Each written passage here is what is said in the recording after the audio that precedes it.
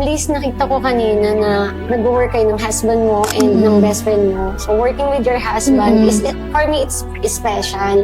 And ano yung something na nagbabalance sa inyo? Kasi there's a relationship involved as a best friend. Paano niyo siya nababalance, yung pagiging partners niyo in this? Yun nga, sabi ko nga, iba-iba kasi kami ng ugali. So, ako yung jolly, si Sir Jomel yung serious type, tapos si Louie yung taga-balance namin, yung referee namin. Sabi ko nga gano'n, dapat talaga tatlo kami. Kasi kung dalawa lang kami or mag-isa lang ako, hindi ko kaya. Kasi baka lahat nilibre ko na lang ng boot. So sobrang, sige mo, sali na kayo, libre ko kayo boot, yung gano'n. So, meron may Control. Yes, may taga-control. Kasi Meron may gastos kayo eh. Oo, meron namang taga-balance.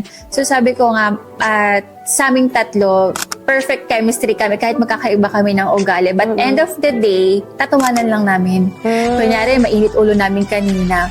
No, maya-maya sabihin namin, oh, yung pangit mo kanina, nakasimangot ka lang. Yung gano'n. So, at hindi kami hindi kami tutulog ng mga masasama ang loob namin. Talagang ang end of the day, tatawanan na lang namin na nangyari yung inisan namin na yun.